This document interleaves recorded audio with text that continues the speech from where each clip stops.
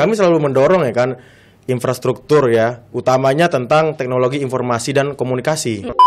Dorongan dari kami sebagai dewan ya kan selalu untuk melakukan fungsi pengawasan tadi tuh Mbak ya kan, terus juga melibatkan masyarakat tadi, forum-forum warga ya kan, agar smart city ini ya kan melalui digitalisasi ini tidak sembarangan lagi pembangunannya.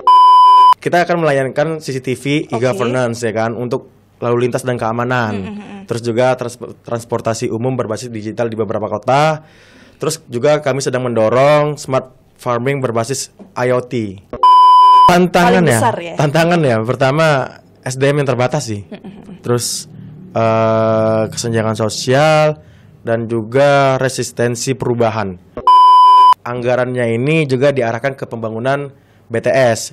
BTS itu layanan internet sekolah ya kan di desa, terus juga dan smart village berbasis kebutuhan lokal.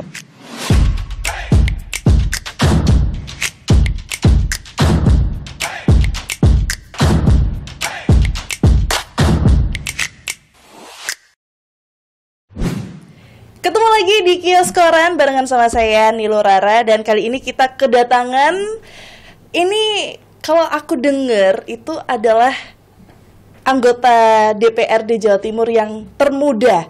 Oke, betul ya Mas ya? Betul banget. Betul banget. Oke, kita beri tepuk tangan ya buat Mas Bima Rafsanjani Rafid dari Gerindra, Komisi D DPRD Jawa Timur. Kita kenalan dulu. Bima Mbak. Oh Mbak, Bima Mbak. Oke. Entahlah, untung bukan Bu ya manggilnya. Jangan Bu dong. Nanti kalau Bu nanti kesannya kurang baik. Oke, ini aku panggilnya Bapak, Mas, Kak, Adik. Cocoknya panggil Mas aja. Sebenarnya kan banyak kalau di kantor tuh manggilnya Bapak semua. Jadi kelihatan lebih tua kalau Bapak. Iya bener. Iya ini kan karena termuda di Indrapura ya Mas ya. Iya bener Mbak. Mas Bima ini kalau boleh tahu umurnya berapa sih kok bisa dipanggil Mas gitu kan, nggak mau dipanggil Bapak, katanya nanti kelihatan muda gitu. Alasan utamanya sih Mbak, karena umur masih terpaut sangat muda sekali ya. Berapa? Masih 23 tahun loh. 23 tahun? 23 berarti tahun. Kelahiran 2002. 2002? Iya. Sama berarti kita ya. Alhamdulillah sama ya. Sama. Gen Z berarti kan ya? Gen Z kita. Sama berarti, aku juga Gen Z kok. Banyak Gen Z juga. Oke. Zebra tapi. Oke, 23 tahun sudah menjadi anggota DPRD Jawa Timur. Itu kan suatu bukan hobi sih, suatu hal yang luar biasa gitu kan. Karena rata-rata anak zaman Z, anak muda zaman sekarang itu, apalagi generasi yang seperti Mas Bima ini kan, mikirnya nggak sampai ke arah mau menjadi anggota DPRD gitu kan ya. Masih suka-suka, masih seneng nongkrong, suka ngopi. Iya, benar. Suka nggak sih sama ngopi? Kalau ngopi terus nongkrong ya wajar lah ya, masih karena masih anak muda juga jiwanya.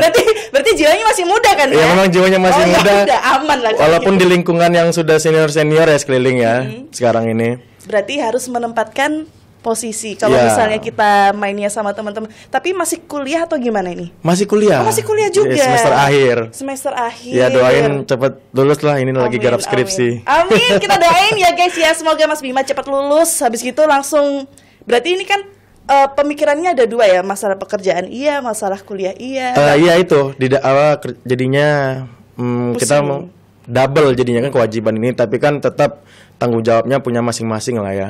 Jadi kalau saatnya nanti waktu kuliah fokus kuliah, di saatnya fokus lagi kerja ya kita kerja ya kan. Karena kan waktu kerja juga kan kita ini mengabdi lah bahasanya itu kepada harus tanggung jawab lah negara ya. Ini kan khususnya Provinsi Jawa Timur.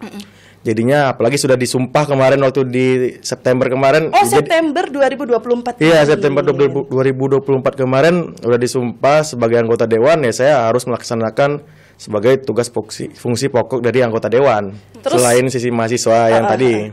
Terus kemudian kenapa sih kok pengen mengarah ke politik gitu kan? Emang ini kalau boleh tahu Mas Bima ini kuliah di mana, terus ambil jurusan apa? Saya kuliahnya di Universitas Brawijaya. Oke, arek Malang ya. Ya, arek Ngalam. Arek Ngalam. Ya, arek Gen Z temenan iki. Ngomongnya Ngalam loh ya. Ngalam. Oke. Jadi ya itu Mbak, saya angkatan masih angkatan 20-an.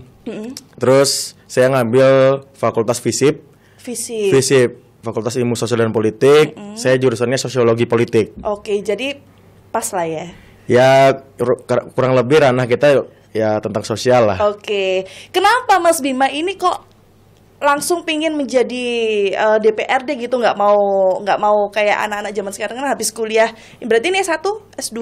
S1. S1 kok nggak pingin melanjutkan kuliah dulu, fokusnya maksudnya ke kuliahan, kok malah justru masih OTW kuliah, ini kan proses gitu kan ya, tapi benar. sudah menjadi anggota DPRD gitu. Nah ini kan Gen Z, itu gimana ceritanya kok jadi, bisa ada pemikiran sampai ke situ? Benar, jadi kita kelas balik dulu nih Mbak. Oke, ya kan, kelas balik dulu. Ya, flashback dulu. Awal mulanya itu kecenderungan saya ini bukan di politik, terus terang aja. Di mana terus? Sebenarnya sebelum masuk kuliah tuh terus terang saya kecenderungannya itu pengen jadi nanuna kalau bahasa anak Gen Z. Akpol, akmil. Oh, halo Dek. Iya, halo Dek. Iya benar, halo Dek. Suami saya halo Dek loh itu. Sebenarnya itu ya kan. Sebenarnya saya pengen jadi nanuna. akmil sama akpol, nanuna lah kalau bahasa aku baru anak tahu Gen Z. Nanuna. Saya pengen mengabdi itu sebenarnya walaupun sama-sama mengabdi kepada negara kan ya, tetapi saya harapannya kemarin itu pengen di akpol atau akmil. Tetapi karena saya tiba-tiba ada eksiden yang membuat saya tidak bisa untuk ke sana, jadinya saya coba cara lain. Ya harus move on lah kurang lebih. Saya move on, saya ikut kuliah. Nah, karena di kuliah lingkungan saya ini teman-temannya ya kebanyakan aktivis Mbak ya. Saya ikut juga organisasi ekstra juga, saya pernah ikut hima.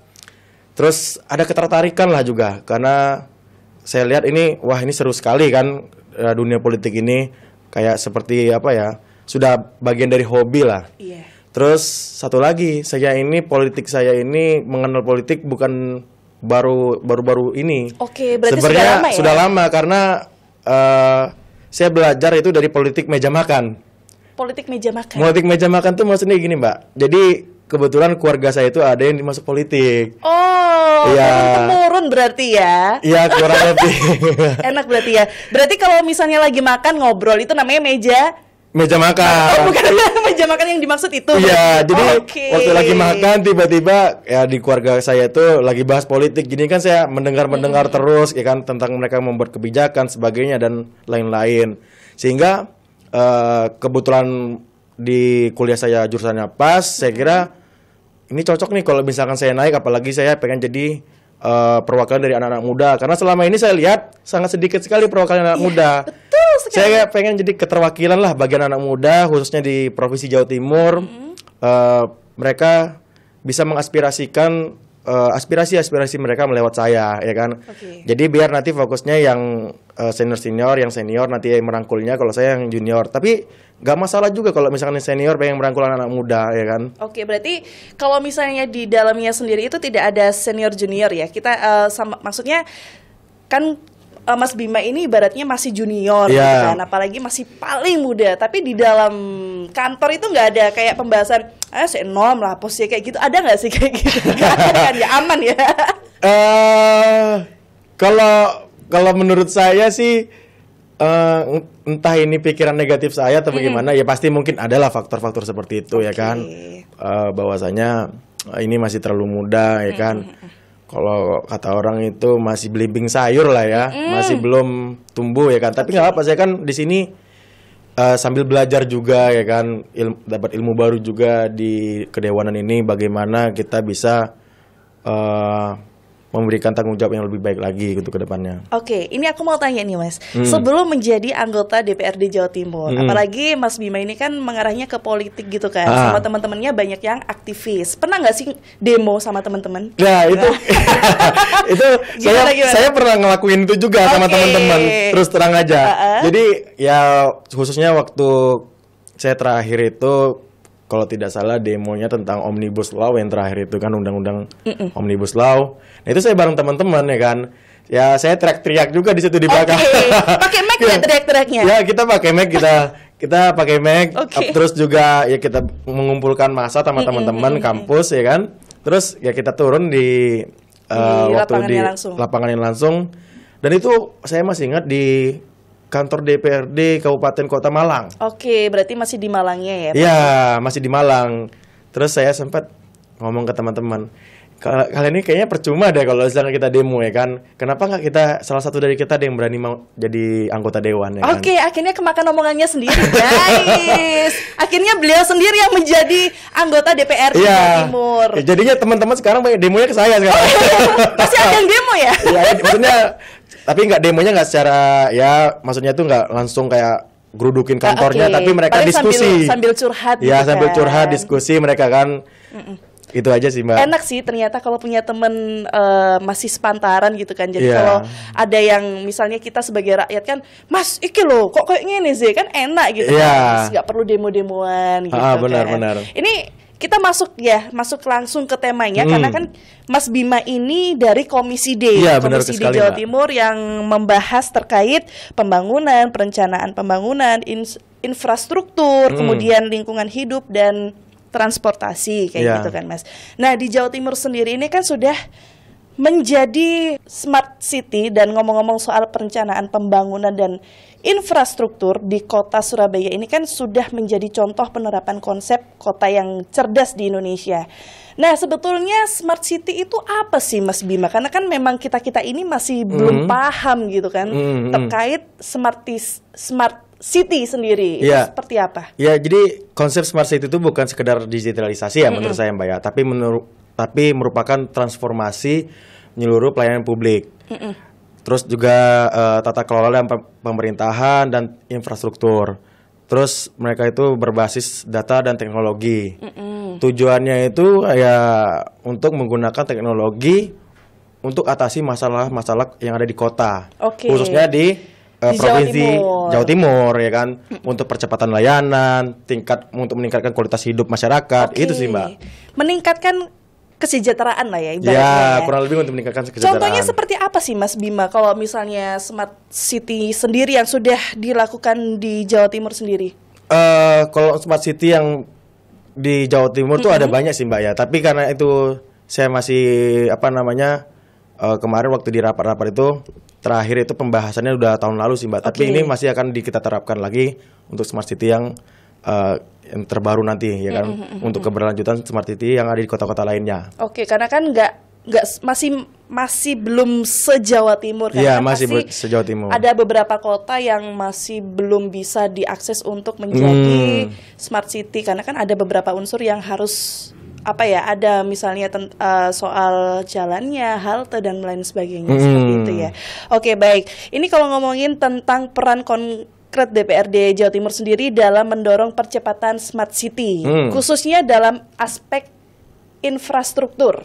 Kalau kami jelas sebagai anggota dewan, sebagai tupoksinya kita ini menjalankan regulasi ya kan, anggaran dan melakukan fungsi pengawasan, Mbak. Oke. Ya kan, kami selalu mendorong ya kan infrastruktur ya, utamanya tentang teknologi informasi dan komunikasi.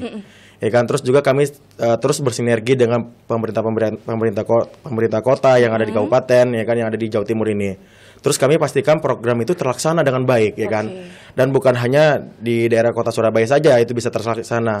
Mungkin di dapil saya contohnya di Banyuwangi, Oke, Bondowoso. dapilnya di mana? Ini tadi belum tanya ya. Iya. Dapilnya itu area mana aja Mas Bima? Saya dapil itu dapil 4 ya kan. Oke, di area? Areanya Kabupaten Banyuwangi, Kabupaten Situbondo, Kabupaten Bondowoso. Oke, Ya, 3 itu kabupaten memang ini. masih belum ada ini ya. Masih belum ada pembangunan yang saya lihat saat ini ya, saya selama menjabat hampir setahun ini masih belum ada gebrakan yang bagus masih. Oke, selama berarti ini. on the way lah ya. On the way, dan kita akan laksanakan itu ya kan. Mulai ya kita cicil perlahan-perlahan lah, Mbak ya kan.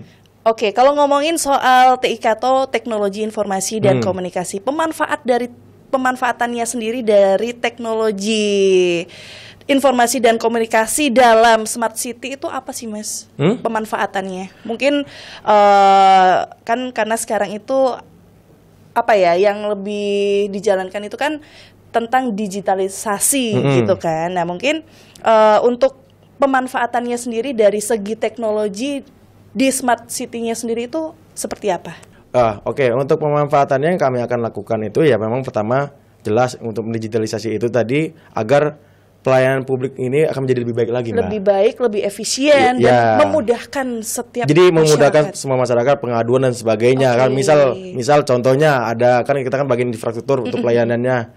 ada jembatan yang rusak, nanti langsung ada pengaduan di situ. Oke. Atau mungkin jalan-jalan yang rusak, kita ingin melakukan hal seperti itu, Mbak. Oke, jadi masyarakat ini lebih cepat dan DPRD sendiri ini juga lebih tanggap ya. Iya, lebih tanggap untuk menyerap aspirasi. Jadi sekarang untuk menyerap aspirasi nggak perlu jauh-jauh lagi kita kan. Setuju.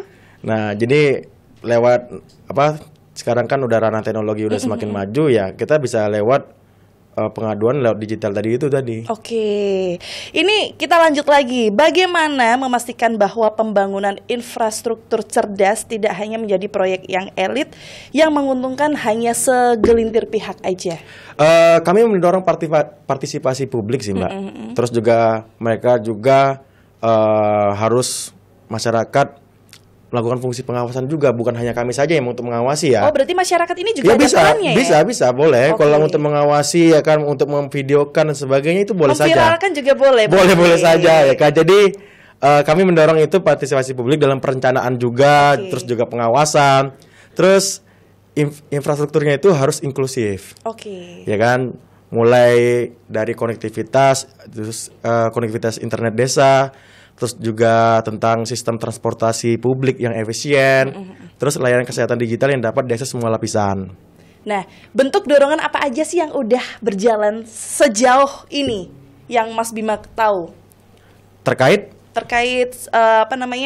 Smart City itu tadi, tentang pengawasannya, terus kemudian memastikan bahwa pembangunan infrastruktur yang cerdas ini tidak hanya menjadi proyek elit. Apa aja dorongannya? Ya, dorongan dari kami sebagai dewan ya kan selalu untuk melakukan fungsi pengawasan tadi tuh, Mbak, ya kan. Terus juga melibatkan masyarakat tadi, forum-forum warga ya kan, agar Smart City ini ya kan melalui digitalisasi ini tidak sembarangan lagi pembangunannya. Oke, tidak sembarangan lagi. Top wis. Ini contoh konkret dari infrastruktur cerdas seperti apa yang sudah diterapkan dan atau mungkin yang sedang dirancang di Jawa Timur sendiri? Kami sedang merancang ini, sebenarnya namanya itu kalau bisa dibilang aplikasi layanan publik itu Jatim Province, Jatim Smart Province kalau tidak salah. Jatim Smart Province. Itu isinya apa aja kalau boleh tahu? Ya itu tadi apa namanya? Coba sih, bisa ini sambil lihat-lihat nggak apa-apa ya? Apa boleh. namanya? Jatim Smart Province. Oke, bentar. Jatim Smart Province. Jatim Smart Province. Oke, berarti di dalamnya ini ada seluruh teknologi yang memudahkan masyarakat untuk bisa mengetahui apa saja yang ada di kawasan Jawa Timur dan lain sebagainya. Benar. Dan ini baru hanya rancangan dulu, Mbak. Oke, masih rancangan. Ya, masih rancangan. Baik. Kemudian apa lagi, Mas? Contoh konkret dari infrastruktur? Kita akan melayankan CCTV e-governance ya kan untuk lalu lintas dan keamanan. Terus juga transportasi umum berbasis digital di beberapa kota. Terus juga kami sedang mendorong smart farming berbasis IoT. Apa itu? Ini smart farming berbasis IoT. Oke, IoT itu seperti apa ya? Saya kurang tahu. IoT itu informasi of teknologi. Oh, seperti itu guys rupanya. Oke, terus perannya gimana nih, Mas? Peran generasi muda di Jawa Timur dalam membangun Smart City seperti yang tadi Mas Bima katakan kan, karena pengawasannya itu tidak hanya dari Dewan DPRD aja, tapi kita sendiri, peran masyarakat itu perlu, apalagi ini kan anak-anak muda ini kan susah diajak seperti itu gitu loh, Mas. Baik lagi ya, anak muda ini jangan mau apatis saya terhadap pemerintah. Memang mungkin saya rasakan sekali ya, anak muda itu kebanyakan mungkin merasa lelah dengan demokrasi saat ini, tetapi saya yakin demokrasi ini akan bakal terus berkembang ya kan. Kalau misalkan anak-anak ini mau jadi agen perubahan, mereka harus aktif, terlibat, langsung turun tangan ya kan untuk membantu negara ini, khususnya Provinsi Jawa Timur, bagaimana bisa menjadi lebih baik lagi. Kami mendukung juga inovasi dari anak-anak muda, baik melalui inkubasi startup ataupun pelatihan digital dan kompetisi daerah. Terus juga pemuda harus membuka kolaborasi kan komunitas dan mahasiswa agar kebijakan Smart City ini tidak top down tapi kolaboratif dengan generasi anak-anak generasi muda ini tadi ya. Nah, ini gimana caranya generasi muda ini, mungkin Mas Bima pernah nggak sih ngadain sosialisasi atau mungkin edukasi dengan teman-temannya Mas sendiri, karena kan teman-temannya Mas sendiri ini termasuk anak muda atau generasi muda, terkait pembangunan atau mungkin rancangan dari infrastrukturnya itu tadi? Sering sih kita, Sering ya? sering anak-anak itu khususnya di dapil saya ya selalu mereka itu memiliki keresahan ya jujur saja di Banyuwangi Kecamatan Wongsorjo teman-teman tuh selalu ada dua masalah mesti. Kalau nggak jalan mesti pengairan untuk pertanian ya kan. Itu sih mereka selalu yang mengharapkan fondasi awal pembangunan tuh nggak usah jauh-jauh yang smart city dulu kata mereka. Oke, berarti saran dari kan anggota DPRD ini kan harus menerima masukan dari rakyat ya. Terus apalagi Mas masukan dari teman-temannya Mas Bima sendiri? Kalau dalam pembangunan infrastruktur mereka juga minta pembangunan untuk anak-anak muda ini biasanya ini ruang serbaguna buat mereka nanti mungkin ada kegiatan-kegiatan yang mungkin kreativitas yang bisa mereka tampung nanti di ruangan serbaguna itu tadi. Mereka butuh pembangunan infrastruktur seperti itu untuk melayani kreativitas mereka katanya. Jadi ya kami siap tampung itu untuk mereka itu. Oke. Ini kan siap menampung. Itu apakah ada solusi atau cuma ditampung aja Mas Bima? Jadi itu kan suara rakyat ya ibaratnya suara rakyat. Oke, kita tampung guys misalnya seperti itu. Nah, ini solusinya gimana untuk mereka-mereka ini? Baik lagi ya solusi kita ini kan baik lagi kita ini nggak punya anggaran Mbak ya. Ya kan Dewan ini kan tugas pokoknya kan menyampaikan aspirasi masyarakat. Kita sampaikan kepada pihak eksekutif. Ya eksekutifnya itu tadi sih kepala dinas ya kan atau gubernur. Nah, kepala dinas terkait misalkan PU ya kan, dinas PU. Kita sampaikan, Pak, ini jalannya rusak mohon diperbaiki, Pak ya kan. Karena ini bisa menjadi masalah nantinya untuk perekonomian masyarakat dari yang ada di sekitar. Terus juga bisa menjadi laka lalu lintas dan sebagainya. Itu yang tugas dari kami, Mbak. Karena memang kita mau untuk bisa menjanjikan untuk membangunkan juga belum tentu bisa. Karena balik lagi kita nggak punya anggaran untuk melakukan hal tersebut. Oke, jadi selama ini masih tapi jauh-jauh hari sebelumnya apakah solusinya sudah terbentuk, terlaksana atau masih ditampung aja? Masih ditampung. Masih ditampung. Karena kayak banyak ya ditampung. Kalau anggota dewan yang baru, Mbak, dia itu jatah usulannya itu tahun depan baru terrealisasi. Oh gitu.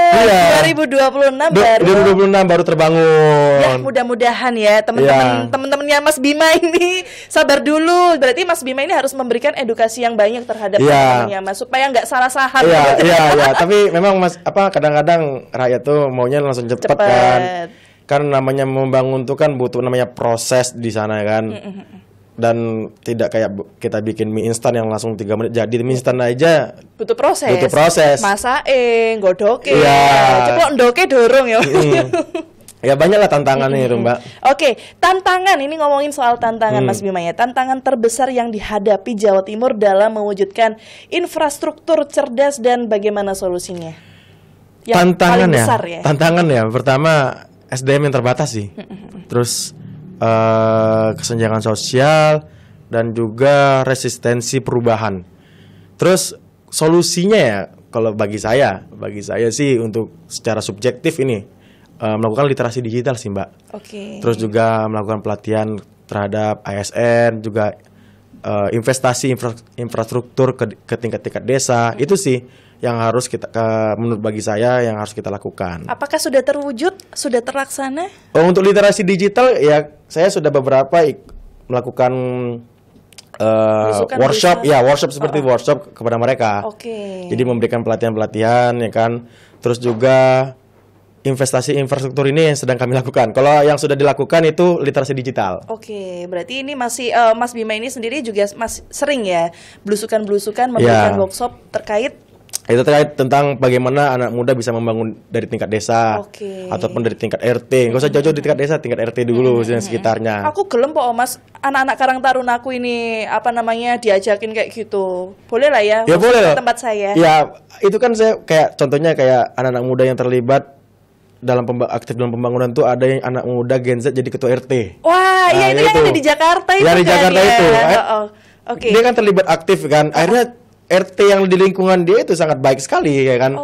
Makanya saya berharap di dapil saya itu juga ataupun di daerah Jawa Timur nih mungkin anak-anak muda nggak apa-apa lah bisa mengambil alih untuk memberikan inovasi-inovasi yang baik untuk warga sekitarnya.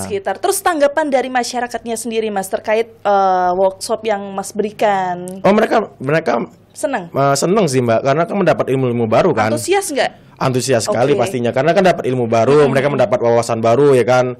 Ya kami menyampaikan kami tidak ingin mengajari di sini, kami bersifatnya diskusi ya kan. Kalaupun nanti ada yang salah nggak usah malu ya kan, namanya belajar pasti ada salahnya. Oke, wah keren banget loh ini Mas Bima. Masih Gen Z, umur 22 tahun. Aku biar umur 22 tahun sih layangan sih, Mas. Oke, untuk visi dari DPRD Jawa Timur sendiri nih terhadap Jawa Timur Smart City dalam 5 sampai 10 tahun ke depan seperti apa?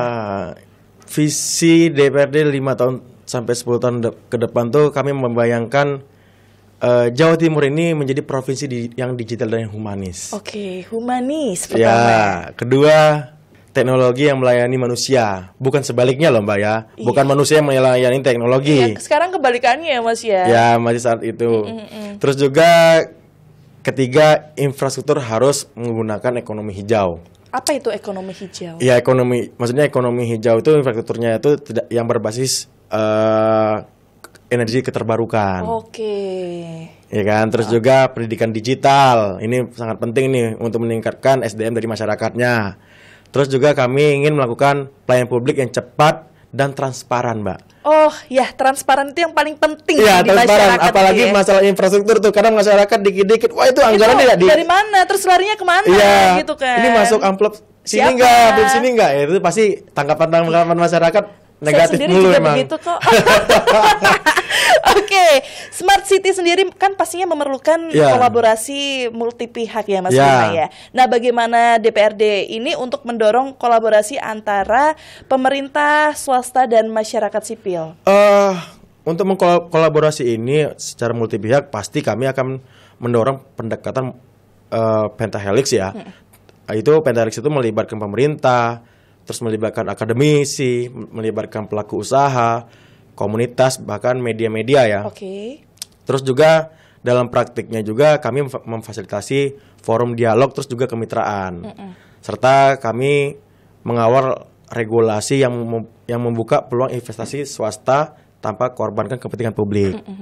Oh, seperti itu. Baik. Terus ini dengan semakin banyaknya penggunaan teknologi Mas Bima ya. Bagaimana DPR ini melihat isu keamanan data dan privasi warga? Karena kan banyak privasi warga ini sekarang bocor tipis-tipis gitu. Iya, kan, iya, Mas iya, ya. benar. Gimana? Untuk isu data memang privasi warga itu adalah prioritas pastinya. Karena kan warga nggak mau kan privasi mereka diobrak-abrik, dilihat-lihat ya kan, karena di zaman teknologi ini kadang-kadang data-data privasi itu bisa diambil loh. Bisa disalahgunakan Bisa juga nggak sih, Mas? disalahgunakan juga ya kan. Dibuat pinjol ya kan. Itu yang bahaya, takutnya itu. Ya, terus atau dibuatkan hal-hal yang tidak layak lah. Terus juga DPRD di sini mendukung dengan payung hukum untuk perlindungan data. Oke. Kami akan mendorong hal itu, terus juga kami mendorong penerapan standar keamanan sistem informasi dalam setiap proyek digitalisasi. Selain itu, kami akan mengawasi agar penggunaan data publik ini dilakukan secara etis dan transparan lagi. Oke, lagi-lagi transparan ya. Iya, karena masyarakat tuh memang maunya yang transparan lah, Ya, iya nggak usah datanya itu harus yang bener lah. Ya iyalah. Kadang-kadang ditulis datanya 8 padahal kenyataannya cuma 7 ya kan. Kayak masyarakat kan suka ya gitu kan. Mereka mintanya yang benar-benar transparan. Betul. Jangan pun tingkat DPRD, tingkat RT aja salah dikit, minus berapa dikit itu udah kemana-mana gitu kan. Apalagi ini se-Jawa Timur gitu kan. Memang perlu ada tanggung jawab yang baik untuk hal itu, Mbak. Ya, oke. Ini di daerah Jawa Timur ini kan masih banyak kota-kota lain yang masih belum terkoneksi secara digital, Mas Bima. Bagaimana sih DPRD ini memastikan bahwa infrastruktur cerdas ini tidak hanya fokus pada kota-kota besar yang tadi kan saya udah bilang kalau Surabaya ini kan ibaratnya di Indonesia itu menjadi salah satu contoh kota yang sudah menjadi smart city gitu kan. Nah, ini kan pasti ada daerah-daerah lain yang seperti desa-desa yang tadi Mas Bima sebutkan seperti Banyuwangi, Bondowoso dan lain sebagainya. Itu bagaimana, Mas? Ya, saya melihatnya memang smart city kan ini baru mungkin terlaksana di daerah Surabaya kota-kota besar lah ya. Dan Malang lah kurang lebih. Malang itu kan kami berharap itu ya bisa di kota-kota yang mungkin masih belum terjajah untuk smart city ini. Contohnya ya dapil saya sendiri situ Bondowoso dan Banyuwangi. Ya kami akan mendorong lewat roadmap pengembangan infrastruktur digital yang menyasar tadi untuk wilayah tertinggal ya kan. Memang fokus kami ini antara dua, tapal kuda. Ini yang dibahas komisi kami ya. Tapal kuda itu kan melibatkan dari Lumajang, Jember, Bondowoso, Banyuwangi, Situbondo, Bondowoso, sama satu lagi Probolinggo. Berarti Madura juga masih termasuk wilayah yang belum tersentuh smart city tadi ya? Masih belum tersentuh, dan ini akan kami bangun, Mbak. Memang daerah-daerah yang masih tertinggal ini kurang lebih daerahnya arah ke timur, Mbak, kebanyakan. Timur sama Madura udah itu. Timur sama Madura. Tapi kalau sudah masuk ke agak barat itu, maksudnya ke mulai dari Pasuruan ke sini lah ya. Ya, Pasuruan ke Pasuruan, terus juga Malang, Sidoarjo, Gresik, Surabaya, Mojokerto itu udah aman lah. Aman lah ya. Tinggal dikonsistenkan aja. Iya, ke Tapal Kuda dan Madura tadi itu, Mbak, konsistennya. Terus juga kami anggarannya ini juga diarahkan ke pembangunan BTS. BTS itu layanan internet sekolah ya kan, di desa. Terus juga dan smart village berbasis kebutuhan lokal. BTS ya itu namanya ya. Terus gimana sih konsep transportasi cerdas yang diterapkan di Jawa Timur dan apa peran dari DPRD sendiri dalam mendukung itu tadi? Transportasi cerdas mencakup integrasi moda transportasi, Mbak, ya kan, sistem digital, terus juga ada manajemen lalu lintas berbasis data dan penyediaan kendaraan ramah lingkungan. Ya juga DPRD yang mendukung ya kan, lewat regulasi tadi kita membuat peraturan-peraturan tadi, terus juga melakukan anggaran feeder juga tadi untuk transportasi cerdas yang ada di Provinsi Jawa Timur. Terus untuk DPRD Provinsi Jawa Timur ini kan pastinya memastikan bahwa infrastruktur cerdas ini pastinya juga ramah lingkungan. Nah, itu gimana caranya DPRD sendiri memastikan? Untuk DPRD untuk memastikan infrastruktur cerdas juga ramah lingkungan, kami mendorong pembangunan yang berkelanjutan, Mbak. Yaitu smart building, hemat energi. Itu perlu sangat sekali kan. Pengelolaan sampah digital. Sekarang kan masih manual ya? Ya, masih sangat manual semua ya kan. Dibawa masih pakai ya orang yang ngambil-ngambil itu saja kan. Sama ada bank sampah kan ya, kalau di biasanya di kampung-kampung. Nah, itu kami ingin pengelolaan sampahnya lebih digital lagi, jadi kan lebih baik lagi dalam penanganan sampah yang ada di Provinsi Jawa Timur ini. Terus juga hingga kita ingin melakukan energi terbarukan untuk fasilitas umum. Jadi kedepannya insya Allah bakalan pakai teknologi semua ya. Masih on the way ya. Kita kan menginginkan apa yang disampaikan oleh pemerintah pusat juga kan kemarin waktu itu Pak Prabowo ingin melakukan energi keterbarukan. Kemudian tantangan nih, Mas. Tantangan menjadi legislator dalam era digital seperti sekarang apa? Tantangan legislator di era digital ini pertama memang harus adaptif ya. Melek teknologi ya kan, harus selalu tahu setiap saat permasalahan yang ada di masyarakat ya kan. Dengan permasalahan di masyarakat ini sangat kompleks ini, kita harus memahami juga regulasi di tengah inovasi yang cepat. Tapi ini juga jadi peluang bagi kami untuk dekat dengan rakyat ya kan? Melalui kanal digital, yaitu aspirasi rakyat cepat diterima dan tindak lanjuti. Terus ini Mas Bima sendiri tadi kan ngomongin tentang BTS ya. Tadi apa namanya BTS? Ya, BTS. BTS itu kepanjangannya apa tadi Mas? Lupa saya. BTS itu ini Mbak, buat layanan internet sekolah tadi itu Mbak. Untuk fungsinya sendiri apa Mas dari BTS sendiri itu? Ya, untuk BTS itu nanti kayak kan namanya teknologi ini kan butuh layanan internet Mbak. Ya kita kan membutuhkan itu karena semua akses digital kan sekarang membutuhkan internet, Pak. Terus untuk tantangan dari pembangunan BTS itu sendiri, apakah kan pastinya ada tantangannya gitu kan? Apa aja itu tantangannya? Tantangannya yang pasti pertama anggaran, Mbak. Balik lagi anggaran. Anggarannya mencukupi atau tidak ya kan? Anggarannya kalau tidak cukup ya kesulitan juga kita untuk bangun nih kan. Terus juga kesulitan kami ini ya saat ini mungkin masih SDM-nya ya kan. SDM yang di Provinsi Jawa Timur ini masih belum bisa lah untuk membuat hal itu. Akhirnya kita ngambil dari provinsi lain untuk bisa membangun BTS tadi itu. Seperti itu berarti ya Mas ya. Ini terakhir Mas, harapannya Mas Bima untuk generasi muda yang ada di Jawa Timur dalam membangun masa depan kota yang cerdas. Kita sama-sama membangun, bukan hanya DPRD saja gitu kan. Apa harapannya? Harapannya jangan hanya menjadi pengguna teknologi, tapi pencipta solusi. Pencipta solusi. Iya. Jangan hanya apa tadi?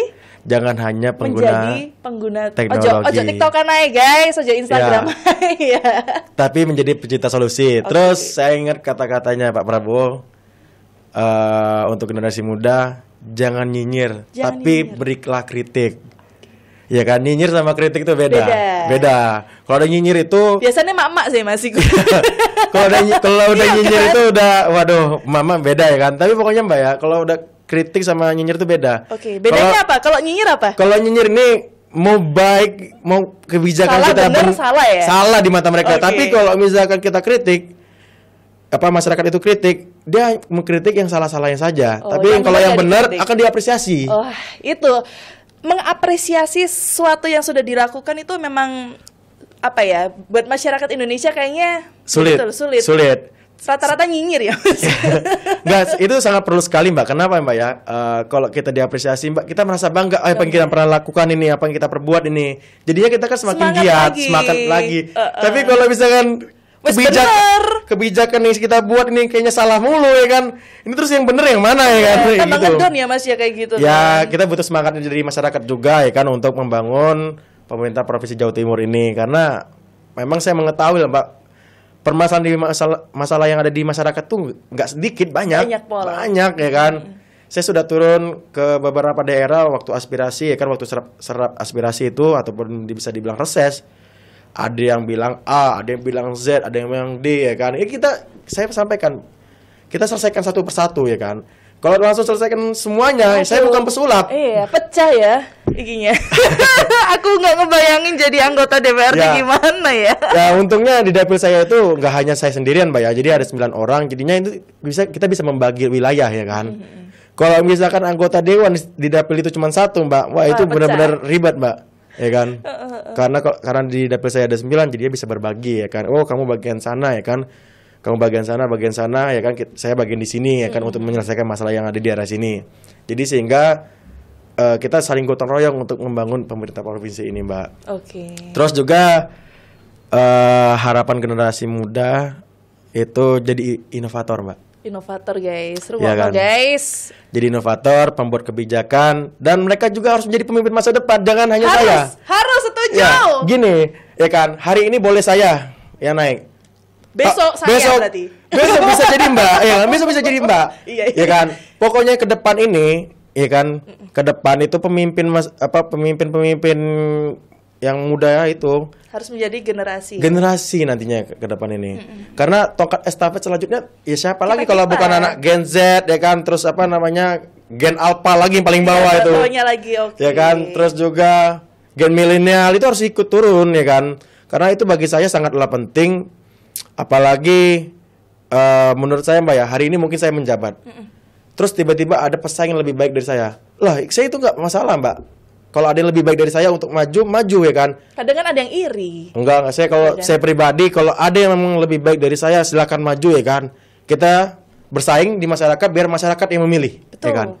Tapi tetap masyarakat harus pintar memilih ya kan. Jangan hanya karena duit 50.000, 100.000. Itu sangat penting. Jadi saya yakin juga masyarakat udah pintar lah mulai ke depan, Mbak. Dan anak-anak muda jangan pernah takut modal. Dibilang mau jadi pemimpin butuh modal gede. Ke depan itu sudah tidak ada lagi menurut saya Mbak ya. Amin. Ke depan itu sudah tidak ada lagi, maksudnya modal kita ngasih duit ke masyarakat. Karena mungkin warga ini sudah pusing, udah capek ya kan, mungkin dijanjikan mulu ya kan, cuma dapat 5 tahun. 50.000 aja 5 tahun. 50.000 dibagi 5 tahun 5 tahun 1.000 enggak ada. Tiap hari enggak ada 1.000 ya kan. Dibagi 100.000 pun belum dapat 1.000. Jadi itu guys, itu benar katanya benar.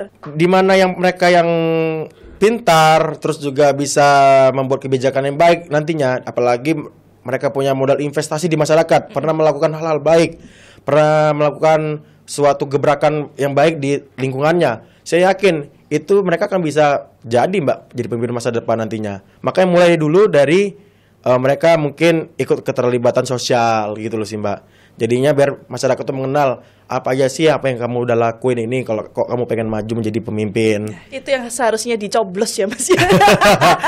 Ya, terus juga ingat lagi itu teknologi itu adalah alat bukan tujuan. Teknologi itu membantu kita Mbak ya kan untuk kita melakukan sesuatu. Nah, itu buat anak-anak muda ya kan, harapan generasi muda. Terus juga Jawa Timur itu butuh visi yang besar. Oke. Ya kan, dan kolaborasi anak muda. Makanya itu baik lagi, ini saya yakin 2029 nanti ini banyak nanti anak-anak muda yang tampil, Mbak. Amin. Ya kan? Amin. Banyak anak muda yang tampil. Di dapil saya ini, Mbak ya, dari 9 yang kemarin terpilih, itu 8-nya itu masih incumbent, Mbak. Udah 3 periode semua. Oke, berarti belum ada yang meneruskan ya dari... Iya, belum ada tongkat estafet. Ya kan, baru saya kemarin menggantikan incumbent 2 periode, Mbak. Oke. Nah, nanti kalau bisa saya harapkan anak-anak muda yang menggantikan, nggak apa-apa. Ya, mudah-mudahan. Ya, kalaupun nanti ada lebih baik dari saya yang menggantikan saya monggo ambil aja, nggak apa-apa. Oke, gila luar biasa ya. ya. Ya itu sih, Mbak, menurut saya untuk Provinsi Jawa Timur ini bisa terdepan apalagi di Indonesia ini. Oke. Terima kasih Mas Bima. Ya. Mudah-mudahan di seluruh Jawa Timur ini bisa menjadi kan banyak kota-kota menjadi smart city semuanya ya. Ya. Bukan hanya kota-kota besar aja. Ya. Mudah-mudahan kedepannya lagi semakin terlaksana dan terwujud. Iya, siap, Mbak. Oke, terima kasih Mas Bima sudah datang ke Kioskoran hari ini. Terima siap. kasih atas inovasi-inovasinya kepada generasi-generasi muda. Semoga generasi muda yang ada di luar sana bisa seperti Mas Bima, bisa meneruskan yang apa tadi Mas Bima katakan ya, menjadi tongkat estafet itu tadi. Siap, Mbak. Thank you. Terima kasih Mas Bima. Sampai ketemu lagi.